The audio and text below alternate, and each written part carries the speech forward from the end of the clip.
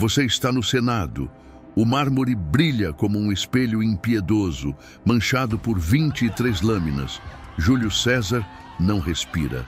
As sandálias arranham o piso, as togas farfalham, e a palavra que ninguém ousa dizer pesa no ar como chumbo.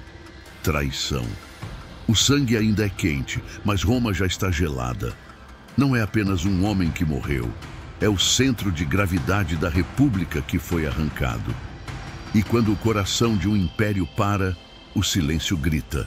Entre e caminhe conosco. Antes de seguir por essas sombras, inscreva-se no canal.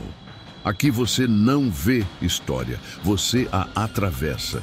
Ative a campainha e venha respirar a poeira dos séculos, sentir o ferro, a fumaça e o frio do mármore. Ecos do passado, onde o poder sussurra e o tempo não perdoa. Você desce os degraus e a cidade estremece. Portas semi-abertas, olhos desconfiados, passos apressados. Há medo no ar, medo e expectativa. Os conspiradores acreditam ter libertado Roma de um tirano. A plebe, atiçada pela dor, fareja vingança. Você percebe o horror silencioso que precede o estrondo. O império inteiro prende a respiração, como quem encosta o ouvido na porta do destino. Longe dali, em Apolônia, um jovem recebe a notícia. Caius Octavius Otaviano sente o chão ceder sob os pés. Ele não corre, não se esconde. Em vez disso, navega rumo à Itália com um fardo invisível nos ombros. Um nome herdado, uma promessa sem voz. No testamento, César o adota. E quando um morto dá o próprio nome a um vivo, o que muda não é só a assinatura, é o futuro que ganha forma. No funeral, Marco Antônio ergue a toga perfurada e, com palavras calculadas, transforma dor em combustão. Você ouve o pranto virar fúria. A multidão se inclina para o incêndio e Roma aprende mais uma vez que a retórica é uma lâmina sem bainha. Antônio acredita que o palco é dele. Carrega a aura do general, o carisma do tribuno, mas subestima a força daquilo que não faz barulho. Prudência, paciência, cálculo. No Senado, Cícero fareja perigo em Antônio. Abre os pergaminhos, prepara as frases como quem amola uma adaga. As filípicas são tiros de chumbo lançados com elegância, e entre as linhas, um jovem de olhos frios vai sendo moldado para a luz. Otaviano, o herdeiro da memória. Você nota o paradoxo. O grande orador, defensor da República, empurra Roma ao abraço de um novo poder. Porque em tempos de medo, até a lucidez erra de alvo. Nas docas e depósitos, cofres se abrem. Otaviano não tem legiões, tem inteligência. Apropria-se dos fundos destinados à campanha oriental. Convoca veteranos que ainda sentem o gosto do sal e do sangue de Gália. Jura pela Pietas ao pai adotivo. E paga. O tilintar das moedas traz de volta homens que juraram a César e agora juram ao seu nome. Você entende? Em Roma, fidelidade é um templo com duas portas. Entra pelo afeto, sai pelo soldo. A poeira sobe na estrada para Roma. Otaviano avança com 3.000, depois mais e mais. Não é um levante, é um contágio. O Senado reconhece, dá-lhe assento, concede-lhe impérium sobre tropas. De um lado, Bruto X, assassino de César, resiste entrincheirado em Mútina. Do outro, Antônio tenta esmagá-lo. O tabuleiro parece simples, mas você sabe, a peça que chega quieta é a que decide a partida. As trompas soam. Abril de 43 a.C. Em Fórum dos Galos, depois em Mútina, o chão treme sob o peso dos escudos. O som metálico das lâminas racha o ar. Antônio recua, ferido no orgulho. Os dois cônsules morrem. Otaviano emerge, não como salvador, mas como sobrevivente que aprendeu rápido demais. O Senado distribui louros a outros. E o jovem sente a cicatriz nascer. É perigoso pedir ajuda a quem não pretende agradecer. Você o vê entrar em Roma com 8 legiões e uma serenidade que assusta mais do que gritos. Ele exige o consulado. exige que a marca de inimigo público sobre Antônio seja retirada. A cidade, exausta, cede. Em 19 de agosto, o menino do testamento se senta no trono dos cônsules. Não há fanfarras, há constatação. Quando a República chama soldados para resolver disputas de toga, as togas não voltam mandando. Antônio refugia-se no oeste. Lépido acena com tropas. O Senado perde o pulso. Otaviano olha o mapa, vê o futuro desenhar-se numa linha fina, ou destrói Antônio agora e mergulha Roma numa nova mutilação, ou abraça o inimigo e cria um monstro de 3 cabeças. O segundo triunvirato não nasce de confiança, nasce de conveniência. Você sente a noite cair. Amanhã virão listas, nomes, preços pela cabeça de homens. A República não morre num dia.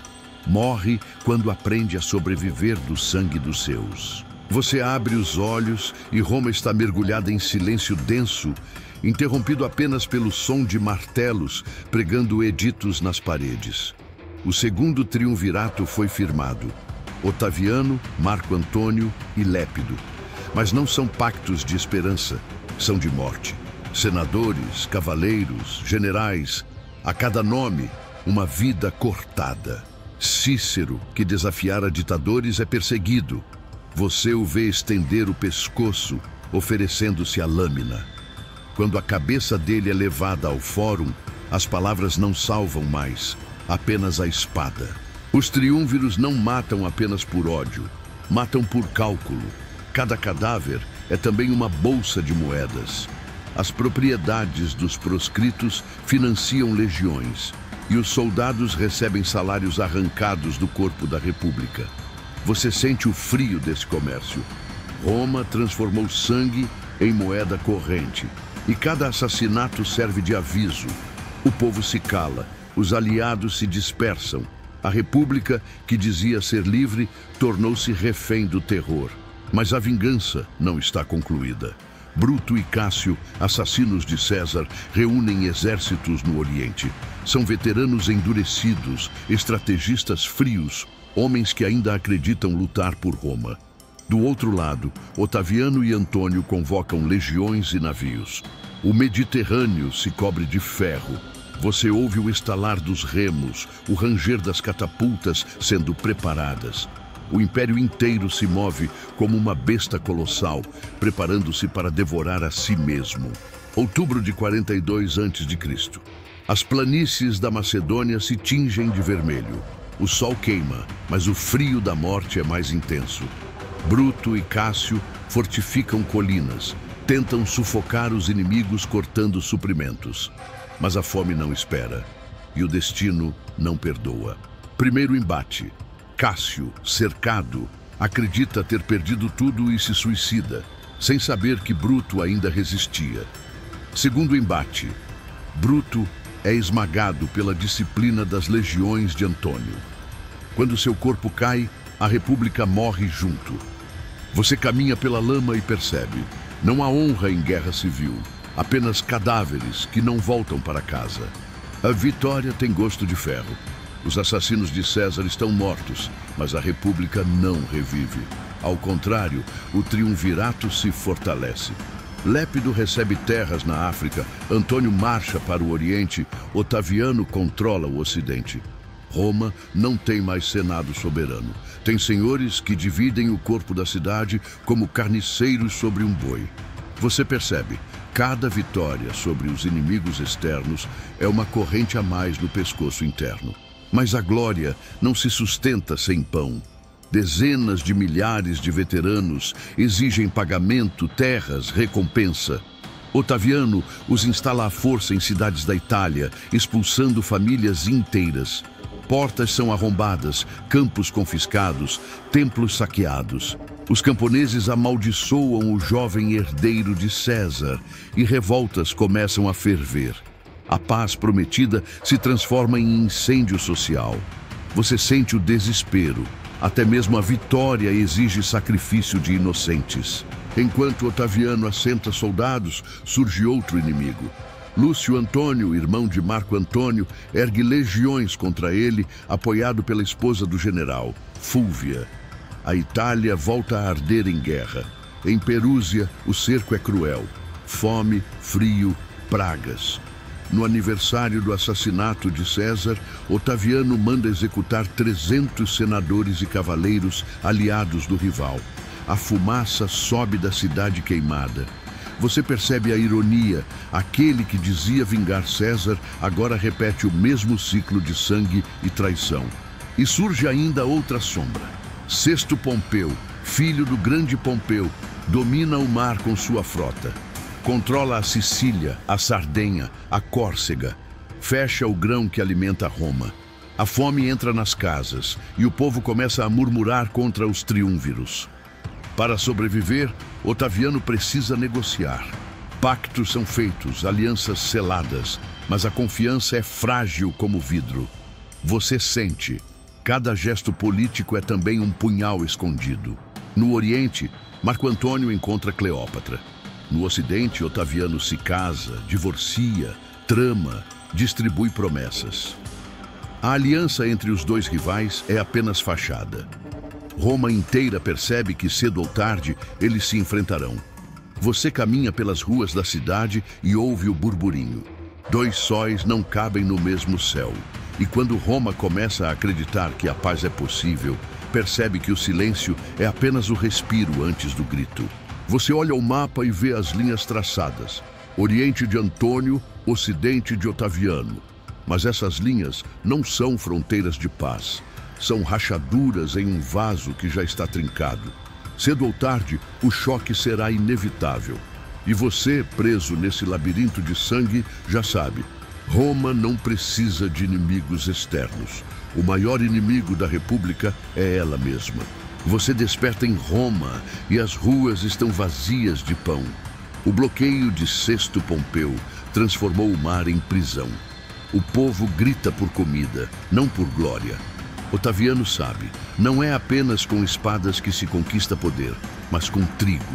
Sem ele, a cidade morre. E é nessa fome coletiva que se tece a teia da guerra. Você sente o frio no estômago. Antes mesmo das batalhas, Roma já sangra por dentro. Então o mar se incendeia.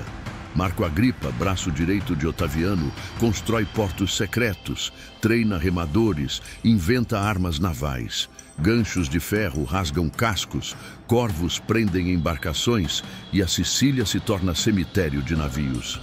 Sexto Pompeu foge, mas não escapa. Seu corpo cai longe da glória do pai. Você observa as ondas tingidas de vermelho e percebe. Roma não perdoa rivais, apenas os devora. No banquete dos três, sobra sempre alguém. Lépido, frágil elo do triunvirato, tenta reivindicar a Sicília. Mas seus soldados olham para Otaviano e veem o filho de César. Desertam. Lépido é poupado da morte, mas não do ridículo. É afastado, humilhado, condenado a viver como sombra. Você entende, em Roma não há lugar para fraqueza. E agora o mundo pertence a apenas dois, Otaviano e Antônio. No Oriente, Marco Antônio se perde em olhos escuros. Cleópatra, rainha do Egito, não lhe oferece apenas amor. Oferece tronos, filhos, sonhos de império oriental. Mas Roma não esquece. Para cada presente dado à rainha, um rumor se espalha no Senado. Para cada título entregue a seus filhos, um veneno corrói sua reputação. Você percebe a armadilha. O general que outrora sonhou com Roma, agora se curva a um trono estrangeiro. E então, o segredo se abre. O testamento de Marco Antônio é roubado, lido em praça pública. Roma ouve estarrecida. Riquezas para Cleópatra, reinos para seus filhos, túmulo para o casal em Alexandria. Não é mais traição política, é traição civilizacional. Otaviano não precisa inventar mentiras. A própria verdade já basta para condenar. O Senado declara guerra, mas não contra um general romano. Declara guerra contra uma rainha estrangeira. E a cidade ruge. Cleópatra deve cair. 2 de setembro de 31 a.C. O mar de Ácio se cobre de velas. De um lado, a frota de Marco Antônio e Cleópatra, navios colossais, mas pesados, lentos. Do outro, Agripa com barcos ágeis, letais, guiados por veteranos endurecidos. O combate explode em caos, flechas, pedras, o estalo de madeira em chamas. Cleópatra, temendo o desastre, rompe as linhas e foge. Antônio a segue. Seus soldados abandonados assistem sua frota ser massacrada. Você ouve os gritos afogados no sal e percebe. Naquele dia, não foi apenas uma frota que morreu. Foi o destino da República. Em Alexandria, o palácio se fecha. Antônio, derrotado, não encontra honra senão na lâmina.